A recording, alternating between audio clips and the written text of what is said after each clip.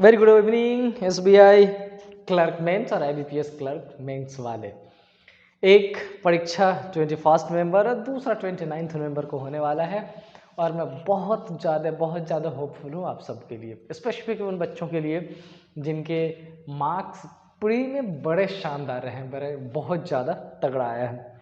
अपनी तरफ से मैंने पूरी कोशिश करी है कि मेंस का जो सिलेबस है उसका लॉजिकल पार्ट एटलीस्ट पूरा ही आपको करा दूँ। वो मैंने पूरा लॉजिकल पार्ट करा दिया और अब मैं एक काम क्या करने वाला हूँ, वो जो लॉजिकल पार्ट के सारे ही जो चैप्टर्स अलग अलग है उसको कंबाइन करके एक फुल फ्लेजेड टॉपिक आपको 2 घंटे का डालने वाला हूँ, जिसमें बहुत शानदार तरीके से मैंने छोटी छोटी चीज़ों को एलैबोरेट किया है।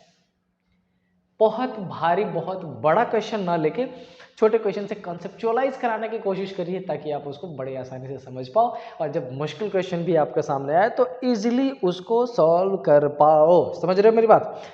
अब बात रही कि आईबीपीएस क्लर्क 29 को खत्म, state Bank of India clerk 21 नवंबर को खत्म है। उसके बाद आगे क्या? उसके बाद तो बैंकिंग में जॉब लेने का एक बड़ा महाकुंभ बचा हुआ है जिसका नाम है रीजनल रूरल बैंक। और रीजनल रूरल बैंक का दिसंबर के फर्स्ट वीक में न केवल प्री होने वाला है विद इन 45 डेज, उसके मेंस का भी टेंटेटिव डेट आईबीपीएस ऑलरेडी दे चुकी है और आपको पता है कि कैसे प्रोग्राम बनाना है। तो मैं कल से State Bank of India mains के लिए जो मैं ये पढ़ा रहा हूँ ये मैं पढ़ाता रहूँगा, आईबीपीएस पीओ मेंस के लिए जो मैं पढ़ा रहा हूँ मैं पढ़ाता रहूँगा और मैं कल से लॉजिकल रीजनिंग हमारा ये कंप्लीट हो रहा है। आज अब मैं एंटर कर रहा हूँ रिवर्स सिलॉक्स में। रिवर्स सिलॉक्स बड़ा इंपॉर्टेंट सेक्शन और कई बार पूछा जाता है। इसके अलावा मैं अल्फाबेटिकल सीरीज का जो रिजल्टेंट बेस्ड है एक सेक्शन वो लेके आने वाला हूँ एंड देन मैं पजल पे आने वाला हूँ और मिक्स्ड सेट लगाएंगे टिल 28th, जिसमें एसबीआई क्लर्क हमारा कवर हो रहा है, साथ में हमारा आईबीपीएस पीओ आईबीपीएस क्लर्क भी मेंस कवर हो जाएगा। यानी मेंस के लिए जो मिक्स वो है वो मैं बहुत जल्दी लेके आने वाला हूँ। आई मीन प्रोबेबली कल से ही शुरू हो जाएगा। लेकिन साथ में एक बात और ये बताना चाहता हूँ आपको कि कल से ही रीजनल रूरल बैंक के प्री का एक लेक्चर और रीजनल रूरल बैंक के क्लर्क यानी कि जूनियर असिस्टेंट और स्केल 1 ऑफिसर के मेंस का 2 सेपरेट बैच ही मैं शुरू कर रहा हूँ प्रॉपर।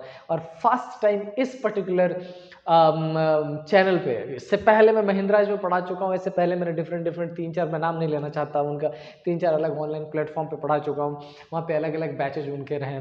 इस बार मैं अपने ही खुद के चैनल पे खुद से बनाए गए ये जो हमारा प्लेलिस्ट होगा, ये जो हमारा बैच होगा जिसका नाम मैंने अपने एंड से दिया है उड़ान, वो मैं लेके आ रहा हूँ। तो इस उड़ान के सहारे रीजनल रूरल बैंक को उड़ा देंगे एक बार। या यूँ समझ लीजिए कि हम अपनी जो चलने की रफ्तार है उसको उड़ने की रफ्तार के हिसाब से लेके चलेंगे और विद इन 15 डेज इस कोर्स में क्रैश कोर्स में न केवल मैं आपका क्या कराने वाला हूँ, प्रीलिम्स के सारे ही टॉपिक क्वेश्चन वाइज पिछले 5 साल के रीजनल रूरल बैंक के जूनियर असिस्टेंट और रीजनल रूरल बैंक के स्केल 1 ऑफिसर के पेपर्स में जो पूछे गए क्वेश्चन है उसके बेसिक पे क्वेश्चंस पुट करूंगा उस स्लाइड में और क्वेश्चन के पैटर्न पे ही मैं आपका पूरा सिलेबस कवर करा दूंगा। मेंशन करूंगा मैं साथ में ही कि ये जो क्वेश्चन है वो किस साल पूछा गया है। शानदार पीपीटी तैयार है वो कल से मैं क्लास, तो कल से एक दिन में कितनी क्लासेस आने वाली? 3 क्लासेस आएंगी। कैसी? एक क्लास आपकी आने वाली है स्टेट बैंक ऑफ इंडिया और आईपीएस क्लर्क के मेंस पे बेस्ड, जिसमें टॉपिक हमारा खत्म होने को है, कल अल्फाबेटिकल सीरीज बाद आ जाएगा। उसके बाद मिक्स्ड लगाऊंगा मैं सेट आपके लिए। आज 17 है कल 18 है तो 19 और 20 2 सेट लगाएंगे जो एसबीआई में हेल्प करेगा। उसके अलावा 5 सेट और मैं लगाने वाला हूँ जो आपका आईबीपीएस पीओ में हेल्प करेगा। साथ में थोड़ी सी बात करेंगे पर स्ट्रेटजी प्लानिंग की, थोड़ी सी बात करेंगे मोटिवेशन की, थोड़ी सी बात मैं कराऊंगा वो बच्चों का जो बच्चे ऑलरेडी सिलेक्शन ले चुके हैं। ये हो गया एसबीआई और आईबीपीएस क्लर्क के मेंस की बात। रीजनल रूरल बैंक में पूरा सिलेबस मुझे पढ़ाना है, पूरा एक बैच रीजनल रूरल बैंक का उड़ान नाम से वो प्ले लिस्ट में बनाने जा रहा हूँ जिसमें हम ख्वाब देख रहे हो उड़ने की, तो उड़ेंगे रीजनिंग में। और न केवल बेसिक्स न केवल प्री बल्कि मेंस का, यानी कि 2 बैचेज साथ में मैं लेके चलाऊंगा आपको, जिसमें मेंस का एक्सपेक्टेड क्वेश्चन मैं अभी शुरुआत करने वाला हूं और प्री का बेसिक से एडवांस तक ये दूसरा बैच में शुरू करने वाला हूँ। मिलेंगे कल से एक दिन में 3 बार 3 डिफरेंट बैचेस के साथ, एग्जाम ओरिएंटेड पढ़ेंगे पढ़ाएंगे और मिल के निकालेंगे एग्जामिनेशन। डन? चलिए शुरू करते हैं आज का ये रिवर्स सिलॉक्स। कैसे? रिवर्स सिलॉक्स में एक बड़ा खास चीज़ है, आप इसको 2 तरीके से सॉल्व कर सकते हो। पहला पैटर्न कैसा? पहला पैटर्न आप ऐसा सॉल्व कर सकते हो कि वो सिलॉक्स का जो नॉर्मल पैटर्न है, पहले आप वेन डायग्राम बना लो एंड देन आप कंक्लूजन चेकआउट कर लो, तो वो कर सकते हो। लेकिन चूंकि रिवर्स नाम आपको पता है, रिवर्स नाम है, रिवर्स का क्या मतलब होता है? उल्टा। नॉर्मल सिलॉग्स में पहले स्टेटमेंट अपन डायग्राम क्रिएट करते हैं, देन कंक्लूजन और चेक कर लेते हैं which conclusion is right, which is wrong, which is can not be determined. But reverse syllogisms में मेरे बच्चों थोड़ा सा डिफरेंट है, थोड़ा सा डिफरेंट क्या है, थोड़ा सा डिफरेंट एज ये हमें सजेस्ट कर रहा है। पहले क्या आएगा, पहले ही कंक्लूजन मिला, कितना 2 3 4 कंक्लूजन। अच्छा, उसके बाद जब स्टेटमेंट की बारी आएगी तो स्टेटमेंट भी 1 2 3 4 ऐसा रहेगा। सपोज कर लो कि कंक्लूजन में 2 कंक्लूजन गिवन है, 2 3 नहीं, 2 ही कंक्लूजन गिवन है, then you will have to check कि out of these given in 4 statement in which statement both the conclusion is 100% correct, जिसमें हो जाएगा वो आंसर हो जाएगा। तो क्या बेसिक या ट्रेडिशनल मेथड से कर सकते हैं? हाँ कर सकते हो, उसमें स्पीड बढ़ाने की थोड़ी सी ज़रूरत है, आप बिल्कुल बेफिक्र होकर कर सकते हो। कैसा करना पड़ेगा, फर्स्ट जो स्टेटमेंट है उसे डायग्राम बना के चेक कर लो क्या दोनों फिट बैठ रहा है, दूसरे से चेक कर लो क्या दोनों फिट बैठ रहा है, तीसरे से चेक कर लो क्या दोनों फिट बैठ रहा है, चौथे से चेक कर लो क्या दोनों फिट बैठ रहा है। हाँ, उसमें थोड़ी सी स्पीड की ज़रूरत होती है। तो मैं आपसे ये सजेस्ट करने वाला हूँ कि जो मेंस होता है वहाँ पर आपसे मांगा जाता है एक्यूरेसी विद स्पीड। टाइम आपके पास एक क्वेश्चन को सॉल्व करने के लिए 1 मिनट का होता है। इसका मतलब रिवर्स लॉग्स को भी नॉर्मल पैटर्न पे आप चाहो तो सॉल्व कर सकते हो और मैं करके दिखाऊंगा। इसके अलावा एक दूसरा पैटर्न जो थोड़े से लॉजिक्स पे बेस्ड होते हैं, मैं वो पहले बताने वाला हूँ। तो चलिए पहले देखते हैं वो रूल्स, एंड देन उस रूल के बाद हम पढ़ेंगे कैसा, ऐसा। खुल जाओ भैया। तो पहले मैं क्या करूं, छोटा सा रूल बता दूं? हाँ बता देते हैं। देखिए क्या पढ़ना है आप समझो, मेरी बात जरा ध्यान से समझना। अच्छा, नॉर्मल सिलॉग्स में अगर मैं बात करूं, तो आपने पढ़ा होगा एक ये जिसको क्या बोलते हैं, सम। और अगर ए और बी के रिस्पेक्ट में चेक करें तो क्या हम यही बनाते हैं? हाँ जी, यही बनाते हैं। अच्छा, दूसरा अगर मैं बात करूं तो आपने पढ़ा होगा ऑल, और अगर मैं ए और बी के रिस्पेक्ट में बात करूं तो क्या अपन ऐसा ही बनाते हैं? हाँ जी, ऐसा ही बनाते हैं। तीसरा आपने देखा होगा क्या, सम नॉट। अगर ए और बी के रिस्पेक्ट में देखें तो क्या सम नॉट ऐसा बनाते हैं? हाँ जी, ऐसा ही बनाते हैं। चौथा आपने देखा होगा नो, अगर ए और बी के रिस्पेक्ट में बनाए तो क्या ऐसा ही बनाते हैं? हाँ जी, ऐसा ही बनाते हैं। फिलहाल अपन इतना ही रखते हैं, ऑलराइट। और इन चारों के बेसिस पे ही मैं आपको छोटे मोटे कुछ रूल्स बताने वाला हूँ। खाक रूल है वो, छोटे मोटे कुछ वैसी चीज़ें जो आपको ऑलरेडी पता है, आप मेंस में पहुंच चुके, मैं उसको एक रिमाइंडर देना चाह रहा हूँ। तो देखा ना हनुमान जी वाला, याद है? रिसाइट नहीं करूँगा, आपको पता है। देन तो मैं क्या करने वाला हूँ, उसको एक प्रॉपर पैटर्न से आपको समझाने वाला हूँ बस, ताकि आगे आने वाले एग्जामिनेशन में क्लिक करो। अच्छा समझो, आप समझ लो ऐसा कि अगर एक कंक्लूजन गिवन है और कंक्लूजन में कंक्लूजन नंबर 1 अगर लिखा है सम, और मेक श्योर कि ये जो मैंने लिखा है ये मैं इसको हटाता हूँ थोड़ा सा, और मैंने इधर लिखा, हाँ नहीं सही था, ये मैंने कंक्लूजन लिखा, ठीक है, कंक्लूजन। और इधर मैं क्या लिखने वाला हूँ, स्टेटमेंट। ध्यान से देखिएगा, 2 मिनट में ये कोई रूल रेगुलेशन नहीं, आपको ऑलरेडी पता है, जो चीज़ें पता है उसी का रिमाइंडर मैं देने वाला हूँ। और कंक्लूजन पहला मैंने लिख दिया सम। अब हमें चेक क्या करना है कि ये जो हमारा सम कंक्लूजन है वो इन चारों में से किस में 100% करेक्ट है। फर्स्ट में क्या सम करेक्ट है? बिल्कुल करेक्ट है। सेकंड में करेक्ट है? बिल्कुल करेक्ट है।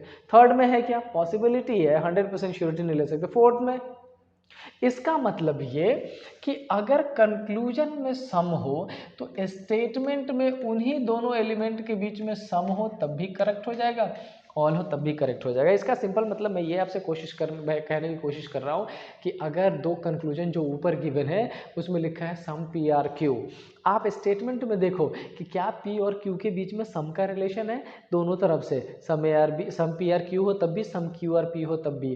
क्या उन दोनों के बीच में ऑल का रिलेशन है, ऑल पी इज क्यू हो तब भी, ऑल क्यू इज पी हो तब भी। बेसिकली ये आपको ये बताता है कि अगर स्टेटमेंट में किसी 2 वेरिएबल के बीच में सम का रिलेशन हो, सॉरी कंक्लूजन में किसी 2 वेरिएबल के बीच में सम का हो, तो स्टेटमेंट में भी उनके बीच में ईदर सम और ऑल ही होना चाहिए। अगर गिवन होगा तो 100% करेक्ट हो जाएगा। Let's check it out. Second one, colour change कर लें जरा, अगर मैं सेकंड की बात करूं और मैं ऐसा बोलूं कि बेटा कंक्लूजन में ऑल लिखा हुआ है, all A is B, set now what you have to do is you have to check कि अगर ये कंक्लूजन में ऑल है तो हमें ये पता होना चाहिए कि इन चारों में से किसमें all A is B correct होगा। इसमें होगा क्या? नहीं। पॉसिबिलिटी है? यस। इसमें होगा क्या? नहीं। एक तरफ से तो बिल्कुल ही नहीं होगा, बट दूसरे तरफ से पॉसिबिलिटी है। अगर इसमें बात करें तो आपको ध्यान रखना पड़ेगा कि अगर यहाँ पर ऑल ए इज बी है कंक्लूजन में, तो स्टेटमेंट में भी ऑल ए इज बी ही होना चाहिए। नेम और पोजीशन रिप्लेस या एक्सचेंज नहीं होना चाहिए, एक्सचेंज हो जाएगा तो गलत हो जाएगा, और दूसरे में तो नेगेटिव है। इसका मतलब क्या कह रहा है? अगर कंक्लूजन में ऑल है तो स्टेटमेंट में भी क्या होना चाहिए? ऑल ही होना चाहिए 100% श्योरिटी के साथ। ऐसे ही थर्ड नंबर की बात कर ले, किसकी? सम नॉट की। किसकी? सम नॉट की। और फोर्थ नंबर की बात कर लेते हैं, किसकी? नो की। डन। अब हमें चेक क्या करना है कि अगर कंक्लूजन में लिखा हो some A are not B, now you have to check out of these four किसमें सम नॉट बी 100% करेक्ट होगा। क्या इसमें करेक्ट होगा? बिल्कुल भी नहीं। क्यों? पॉजिटिव रिलेशन गिवन है स्टेटमेंट में और कंक्लूजन में मैं नेगेटिव पूछ रहा हूं। नहीं। क्या some A are not B conclusion में हो तो स्टेटमेंट ये वाला चलेगा? बिल्कुल चलेगा। क्या इसमें चलेगा? नहीं। Positive relation. क्या इसमें चलेगा? यस। इसका मतलब ये कि अगर कंक्लूजन में सम नॉट हो तो उन्हीं दोनों वेरिएबल के बीच में स्टेटमेंट में इधर सम नॉट और क्या होना चाहिए? नो। और in the case of no statement में क्या होना चाहिए? नो। अब समझो, अगर इन चारों की बातों को अपन समझ ले तो मैंने ये चार जो चीजें लिखी है वो किसके पैटर्न पे लिखी? कंक्लूजन में। आपको ध्यान ये रखना है कि जिस वेरिएबल के बीच में ये चार चीज़ें दी गई है कंक्लूजन में, उसके रिस्पेक्ट में स्टेटमेंट में क्या वही चीज़ें हैं? अगर होगा तो आपको डायग्राम बनाने की जरूरत नहीं पड़ेगी, विदाउट वेन डायग्राम आप डायरेक्टली करेक्ट कर सकते हो। अब चार चीज़ें और बची है, लेकिन उन चार चीज़ों के बारे में बताने से पहले मैं आपको एक छोटी सी इंफॉर्मेशन देना चाहता हूँ। वो है एक मेरे बहुत ही करीबी बच्चे के बारे में जिसको आज पिटाई लगी है बहुत शानदार सा। मैं 2 मिनट उनसे बात करता हूँ, और हाँ ये वाला कट नहीं करूँगा मैं एडिटिंग करते हुए। यस, पॉज कर दे। ये किसी हरामखोर ने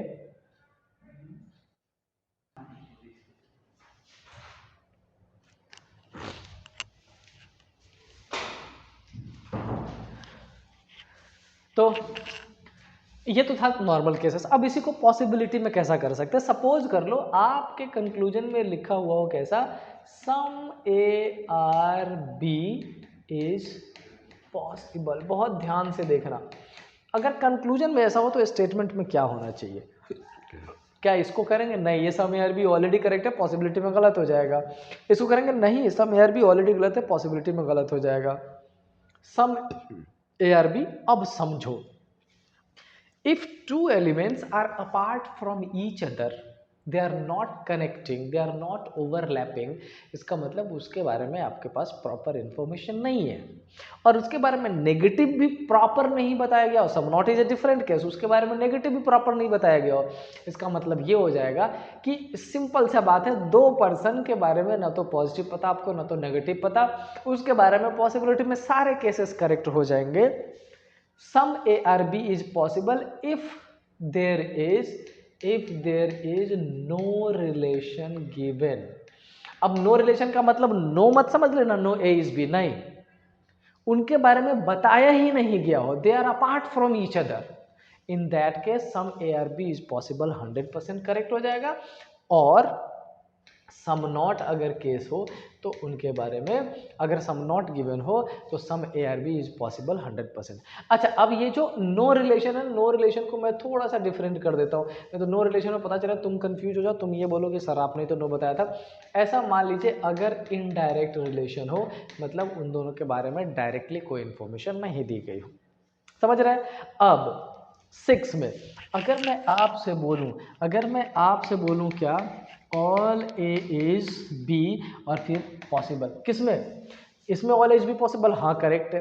इसमें हो पाएगा? नहीं हो पाएगा। ए की तरफ से बी की बात करें गलत हो जाएगा, ए का नेगेटिव, बी की तरफ से रिवर्स में हो जाएगा। लेकिन मैंने पहले ही बोला है कि अभी हम बात कर रहे हैं जिसमें एलिमेंट की पोजीशन और कंडीशन सेम होनी चाहिए। अगर यहाँ पर ऑल एज भी है तो हम सम या नॉट की ही बात करेंगे, राइट। इसमें हो जाएगा। तो आपको ध्यान रखना, अगर ऑल एज भी पॉसिबल कंक्लूजन में गिवन है तो स्टेटमेंट में ईदर इनडायरेक्ट हो या फिर क्या रिलेशन हो, सम का। उसी तरीके से आप सम नॉट का मेंशन कर लीजिएगा, उसी तरीके से आप नो का। अब ये कुछ ऐसी चीजें हैं जो दिमाग में होनी चाहिए कि अगर कंक्लूजन में किसी दो वेरिएबल्स के बीच में इसमें से कुछ भी है तो स्टेटमेंट में ये होना चाहिए। समझ आई बात? तो आप अगर इस पैटर्न पे प्रैक्टिस करोगे बच्चों, हो सकता है शुरुआत में थोड़ा मुश्किल लगे, आपको ये लगे कि ये रूल याद करना पड़ेगा, लेकिन बाय द टाइम आप बहुत फ्रिक्वेंट हो जाओगे, एज सेम एज मी, क्योंकि 10-12 ईयर्स हो गया पढ़ाते हुए। ऐसी ही फ्रीक्वेंसी आप में भी आ जाएगी और आप भी बड़े शानदार तरीके से चेकआउट करना शुरू कर दोगे। समझ रहे बात? लेकिन आपको ऐसा लगता हो कि मुझे ज़्यादा मेंटल टेंशन नहीं लेना है, अगर रिवर्स सिलॉग्स के 2 क्वेश्चन आ रहे हैं, 3 क्वेश्चन आ रहे हैं, मैं जाऊंगा बेसिक पैटर्न से, मैं 3 या 4 जो स्टेटमेंट गिवन है उनका वेन डायग्राम बना के चेकआउट कर लूँगा। वो भी बेहतर पैटर्न है और वो ही बेहतर पैटर्न है, लेकिन मेरी जिम्मेदारी थी कि मैं आपको ये सीक्वेंस बताऊँ, इसलिए मैंने ये आपको इन्फॉर्मेशन दी है, राइट। अब चलते हैं डायरेक्टली क्वेश्चन पे और देखते हैं सॉल्व करके क्या कैसा पैटर्न रहता है। So let's go to this question pattern, there it is. देखते हैं ये रहा क्वेश्चन नंबर 1। अब समझो, इसको जरा ध्यान से समझो, मैं दोनों पैटर्न से बताता हूँ। अच्छा, अभी जो मैंने रूल बताया उस रूल से अगर देखेंगे तो कैसा होगा। यहाँ मैंने लिखा है some books are pen, books और पेन के बीच में सम है कंक्लूजन में, तो स्टेटमेंट में इनके बीच में हम ढूंढेंगे या तो सम या फिर ऑल का रिलेशन। किसके बीच में? बुक्स और पेन के बीच में। अच्छा, बुक्स का पेपर से रिलेशन है, पेपर का पेंसिल से रिलेशन है और पेंसिल का पेन से। इसका मतलब इस बुक का पेन से डायरेक्ट कोई रिलेशन गिवन नहीं है, ना तो सम का ना तो ऑल का, मतलब ये आंसर नहीं हो सकता। समझिएगा कैसे एलिमिनेशन कर रहे हैं। All books are paper, no paper is pencil, all pencil is pen. क्या इस बुक और पेन का कुछ डायरेक्ट रिलेशन आपको मिल रहा है? आपका आंसर होगा नहीं, क्योंकि हम उसके बीच में सम और ऑल ढूंढ रहे हैं, वो तो हमें नहीं दिखा, इसका मतलब ये भी आंसर नहीं। तीसरा, some books are paper, all papers are pencil and no pencil is pen. इसका मतलब इसमें भी हमें बुक और पेन के बारे में कोई इंफॉर्मेशन नहीं दिया गया, तो आपका आंसर करेक्ट कौन सा हो जाएगा? 4th one. क्या कर सकते हैं? यस, लेकिन इस फ्लुएंसी के लिए आपको थोड़े से एक्स्ट्रा प्रैक्टिस की ज़रूरत होगी।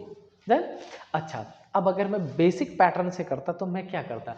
मैं फटाफट इसका बनाता, ऑल बुक्स आर पेपर, सारे ही बुक्स क्या है? पेपर है। सम पेपर्स आर क्या है? Pencil and no pencil is pen, ये बना लेता। स्टेटमेंट नंबर 1 चेक करता, some books are pen, books ये रहा पेन ये रहा, नहीं सर ये तो गलत हो जाएगा, फर्स्ट अटेम्प्ट। फिर सेकंड बना लेता, फिर थर्ड बना लेता, फिर फोर्थ बना लेता और इस बेसिस पर एलिमिनेट कर लेता। अब आपको फिर से मैं रिपीट कर रहा हूँ, यू हैव 2 डिफरेंट वेज। एक ट्रेडिशनल मेथड, थोड़ा सा एक्स्ट्रा टाइम लगेगा, आप चाहो तो 10 सेकेंड्स में एक वेन डायग्राम बना सकते हैं, तो 1 2 3 4 यानी कि 40 सेकेंड्स में आपको चारों के डायग्राम फटाफट बन जाएंगे। एंड देन आप बड़ी आसानी से 2 कंक्लूजन 3 कंक्लूजन को चेकआउट कर सकते हो। इसका मतलब ट्रेडिशनल मेथड से भी अगर अपन चले तो अपन 1 मिनट में रिवर्स सिलॉग्स का एक क्वेश्चन आसानी से सॉल्यूशन कर सकते हैं, बट आपको प्रैक्टिस करनी पड़ेगी। चलते हैं नेक्स्ट क्वेश्चन पे। अच्छा, ये 2016 की बात है, IBPS PO का मेंस था मेरा और मुझे सेंटर मिला था हरियाणा में, फरीदाबाद, नीलम चौक मेट्रो स्टेशन से लगभग 20-30 किलोमीटर और आगे जाना पड़ता था। अजीब ही एक्सपीरियंस था, ख़राब नहीं था, मज़ेदार ही था। तो समहाउ पहले तो आइडिया लगाया कितना टाइम लगेगा 3 साढ़े 3 घंटे के आसपास। सुबह का सेशन था, 8 बजे पहुंचना था, 9 बजे से एग्जामिनेशन शुरू होना था। और अपन रहते थे Christian colony Patel chest north campus. तो समहाउ वहाँ से निकले और कितने बजे निकले, 5 बजे मेट्रो से पहुँचे शायद 6:30 पौने 7 बजे के आसपास पहुँचे नीलम चौक। अब वहाँ पहुँचने के बाद जो आइडिया लगा वो ये कि मैंने किसी से पता किया था, फ्रेंड्स वगैरह होते, मैंने पता किया था कि भाई वहाँ से अगर ऑटो से चले तो कैसा लगेगा। तो बोला कि 50 रुपये लगता है ऑटो वाला, 50 रुपये में तुम्हें छोड़ देगा उस पर्टिकुलर कॉलेज तक। पता नहीं कोई IT वाला कॉलेज था, कुछ तो था। बोला ठीक है। जब वहाँ पहुँचा तो देखा भाई बस वाले जो है वो मतलब एकदम अलग तरीके से हर बच्चे से 200 रुपीज़ ले रहे ईच बच्चे, और बस एक खड़ी, बच्चे 400-500 खड़े। मतलब बच्चों के पास ऑप्शन नहीं भाई, टाइम से सेंटर पे पहुंचना है। और बस वालों की खासियत ये भी होती है कि वो ये कहने लगे कि यही आखिरी बस है, इसके बाद है नहीं, पेपर छूट जाएगा, ये हो जाएगा। भाई समहाउ जिस बस में 50 लोग जा सकते थे उसमें 80, 90, 100 कुछ आ गए, जैसे जा सकते थे वैसे। हर बच्चे ने 200 रुपया दिया। फिर हम सेंटर पहुँचे आराम से। ठीक है, सेंटर पहुँच गए। सेंटर पहुँच के अपना पेपर दिया। जब बाहर निकले तो गाड़ियाँ बहुत सारी थी, बहुत सारे ऑटो वाले, बहुत सारे बस वाले, ये वो। मैं बच्चों को थोड़ी सी खुन्नस थी, बहुत सारे बच्चों को लोग बात कर रहे थे सेंटर पर निकलने के बाद। तो ऑटो वाले चीख चिल्ला रहे हैं कि 50 रुपये में, 50 रुपये में, 50 रुपये में। वो बस भी वहाँ पे खड़ी, बच्चे तब देख तक नहीं रहे उसकी तरफ। फिर 50 से भी सस्ते रेट में लेके आया था।